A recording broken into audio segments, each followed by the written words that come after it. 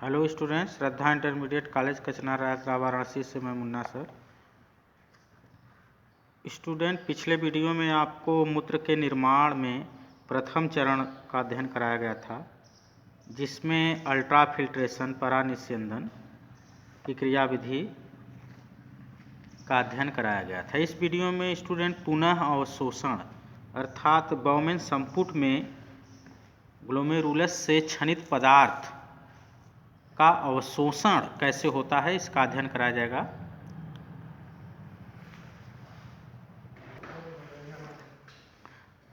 तो स्टूडेंट, आपको ultra filtration की क्रिया बतलाई गई थी, जिसमें ये बताया गया था कि प्लाज्मा के प्रोटीन को छोड़कर रुधिर में से सभी पदार्थ लगभग क्या करते हैं, छन जाते हैं। ये स्टूडेंट देखें, रुधिर के प्लाज्मा की प्रोटीन यहाँ पर है, रुधिर के प्लाज्मा की प्रोटीन को छोड़कर प्लाज्मा का शेष भाग छनकर संपुट में एकत्रित हो जाता है। ये पिछले वीडियो में स्टूडेंट बताया गया था। तो यहाँ पर आप पुनः अवशोषण, ये जो हेडिंग है यहाँ पुनः अवशोषण, इसके बारे में अध्ययन कराया जा रहा है। तो इसमें प्रतिदिन बनने वाले निस्यंद के आयतन कह रहा है कि प्रतिदिन आपको 180 लीटर पदार्थ बौमेन संपुट में छनता है स्टूडेंट, लेकिन यूरिन का फॉर्मेशन सिर्फ 1.5 लीटर ही होता है।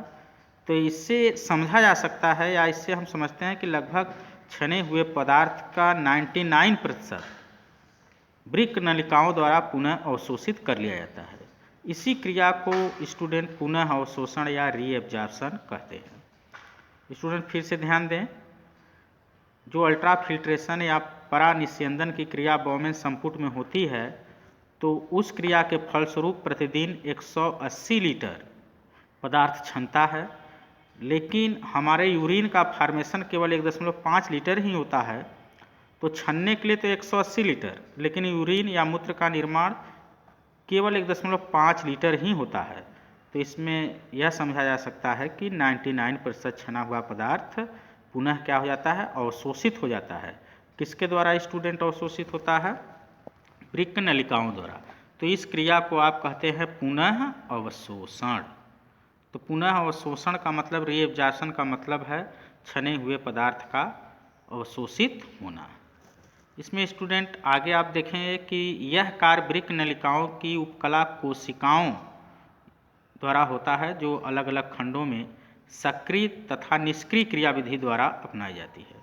तो स्टूडेंट ध्यान दें, यहाँ ग्लूकोज, अमीनो अम्ल और सोडियम, ये 3 मेन हैं। इसके अलावा और भी हैं, लेकिन 3 आपके कंपाउंड मेन हैं, जैसे ग्लूकोज है, अमीनो अम्ल है और सोडियम।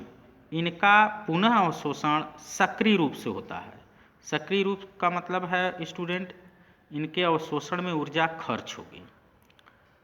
आपको पीछे बतलाया गया होगा कि एक होता है सक्रिय परिवहन और एक निष्क्रिय परिवहन। सक्रिय परिवहन में स्टूडेंट एनर्जी खर्च होती है, जबकि निष्क्रिय परिवहन में कोई एनर्जी या ऊर्जा का हरासमेंट नहीं होता या लगता नहीं है। ठीक उसी आधार पर यहाँ पर सक्रिय अवशोषण और निष्क्रिय अवशोषण है। तो कहा जा रहा है कि ग्लूकोज, अमीनो अम्ल और सोडियम सक्रिय रूप से अवशोषित होते हैं, जिसमें ऊर्जा खर्च। तो स्टूडेंट ये आपका है, जबकि नाइट्रोजनी निष्क्रिय रूप से। स्टूडेंट, इन यौगिकों के अलावा जो नाइट्रोजन युक्त पदार्थ होते हैं वो निष्क्रिय रूप से अवशोषित होते हैं, अर्थात उनमें ऊर्जा खर्च नहीं होती है। आगे स्टूडेंट आप देखेंगे, नेफ्रॉन के प्रारंभिक भाग में जल का पुनः अवशोषण होता है। प्रारंभिक भाग या कह सकते हैं पीसीटी, प्रॉक्सिमल कन्वॉल्यूटेड ट्यूब्यूल, या नेफ्रॉन का नेक भाग। स्टूडेंट, पिछले वीडियो में आपको नेफ्रॉन की संरचना बतलाई गई थी, वहाँ से आप देख सकते हैं कि नेफ्रॉन का जो प्रथम भाग है, नेक भाग है, या प्रॉक्सिमल कन्वॉल्यूटेड ट्यूब्यूल या पीसीटी है, वहाँ पर जल का अवशोषण होता है, लेकिन यह जल का अवशोषण स्टूडेंट निष्क्रिय रूप से होता है, अर्थात इसमें भी ऊर्जा खर्च नहीं होती है। मूत्र निर्माण के दौरान नलिकाकार कोशिकाएं निस्यंदन में हाइड्रोजन, पोटेशियम और अमोनिया जैसे पदार्थों का स्रावण करती हैं। तो मूत्र निर्माण के दौरान स्टूडेंट आप जान रहे हैं कि इन सब पदार्थों का क्या होता है, स्रावण होता है।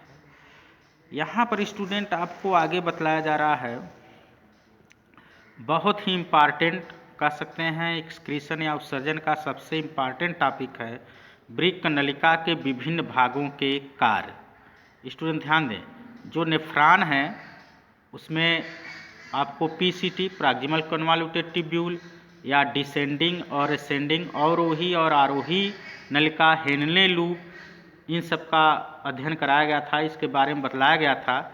यहाँ पर स्टूडेंट इन नलिकाओं के कार्य के बारे में आपको बतलाया जाएगा कि इन नलिकाओं में कौन कौन सी क्रिया होती है, अर्थात इन नलिकाओं में किन पदार्थों का अवशोषण होता है, सक्रिय रूप से होता है अथवा निष्क्रिय रूप से होता है, इनका अध्ययन कराया जाएगा। तो सबसे पहले स्टूडेंट वृक्क नलिकाओं के विभिन्न भागों के कार्य में सबसे पहले समीपस्थ संबलित नलिका का कार्य कि यह क्या करती है। समीपस्थ संबलित नलिका स्टूडेंट आप जान रहे हैं पीसीटी प्रॉक्सिमल कन्वॉल्यूटेड ट्यूब्यूल या नेफ्रॉन का नेक भाग। तो स्टूडेंट यह आप देखिए इसको, यह नलिका सरल घनाकार ब्रश बॉर्डर उपकला से बनी होती है। स्टूडेंट आप जानते हैं कि इस भाग में अर्थात प्रॉक्सिमल कन्वॉल्यूटेड ट्यूब्यूल में ब्रश बॉर्डर पाए जाते हैं जो अवशोषण की दर को बढ़ा देते हैं। तो यहाँ पर लिखा गया है कि जो पुनरावशोषण के लिए सतह क्षेत्र को बढ़ाती हैं। तो इसका मतलब ये हुआ, इसका अर्थ ये हुआ कि ब्रश बॉर्डर की उपस्थिति में जो समीपस्थ संबलित नलिका है उसमें अवशोषण की क्रिया बढ़ जाती है। अगर ब्रश बॉर्डर नहीं होता तो अवशोषण की क्रिया कम होती। तो इसी के कारण यहाँ पर आगे स्टूडेंट बोला जा रहा है कि लगभग सभी आवश्यक पोषक तत्व, जितने भी आवश्यक पोषक तत्व हैं जैसे ग्लूकोज है, प्रोटीन को छोड़कर आप कह सकते हैं सभी आवश्यक पोषक तत्व, जैसे ग्लूकोज है, वसा है, हाँ बिल्कुल। तो लगभग सभी आवश्यक पोषक तत्व यहाँ पर स्टूडेंट बोला जा रहा है प्रोटीन को छोड़कर। प्रोटीन को क्यों छोड़ा जा रहा है स्टूडेंट? क्योंकि प्रोटीन छना ही नहीं है पदार्थ। जो ग्लोमेरुलस फिल्ट्रेट है, जो छना हुआ पदार्थ है, उसमें प्रोटीन अनुपस्थित है, तो उसका अवशोषण भी नहीं होगा। जब वो है ही नहीं तो उसका अवशोषण नहीं होगा। तो इस तरह से आप कह सकते हैं कि ग्लूकोज है, अन्य पदार्थ हैं, वसा हैं, लिपिड हैं, सबका अवशोषण होता है। यहाँ पर आगे बोला जा रहा है स्टूडेंट कि 70 से 80% वैद्युत अपघट और जल का पुनः अवशोषण इसी भाग में होता है। अर्थात समीपस्थ संबलित नलिका या प्रॉक्सिमल कन्वॉल्यूटेड ट्यूब्यूल में ही जितने भी वैद्युत अपघट पदार्थ छनते हैं जैसे पोटेशियम, सोडियम, हाइड्रोजन, सभी लगभग 70 से 80% अवशोषित कर लिए जाते हैं और जल भी लगभग 70 से 80% अवशोषित होता है। कहाँ होता है स्टूडेंट? नेफ्रॉन के नेक भाग में या समीपस्थ संबलित नलिका में। तो स्टूडेंट एक लाइन में अगर आप कहें तो ये कह सकते हैं कि इस भाग में लगभग सभी पोषक पदार्थों का अवशोषण होता है और 70 से 80% वैद्युत अपघट पदार्थ और जल का भी अवशोषण होता है। आगे है स्टूडेंट समीपस्थ, यहाँ देखिए आप, समीपस्थ संबलित नलिका शारीरिक तरलों के पीएच तथा आयनीय संतुलन को इससे बनाए रखने के लिए हाइड्रोजन आयन, अमोनिया और पोटेशियम आयनों का निस्यंद में स्रावण और बाइकार्बोनेट का पुनरावशोषण करती है। स्टूडेंट ध्यान दें, समीपस्थ संबलित नलिका जो है पीसीटी अपने कह सकते हैं शारीरिक पीएच को बनाए रखने के लिए या आयनीय संतुलन को बनाए रखने के लिए हाइड्रोजन, अमोनिया और पोटेशियम आयनों का निस्यंद में स्रावण करती है। अर्थात इन तीनों पदार्थों का, जैसे हाइड्रोजन का, अमोनिया का, पोटेशियम का स्रावण करेगी और बाइकार्बोनेट का पुनः क्या करेगी? अवशोषण करती है। इस तरह से स्टूडेंट आपने देखा कि समीपस्थ संबलित नलिका में कौन कौन से पदार्थ अवशोषित हो रहे हैं, कौन कौन से वैद्युत अपघट पदार्थ अवशोषित हो रहे हैं, तो इस तरह से स्टूडेंट इस समीपस्थ संवलित नलिका में पदार्थों का अवशोषण आप क्या है देख सकते हैं। तो स्टूडेंट इस वीडियो में इतना है, धन्यवाद।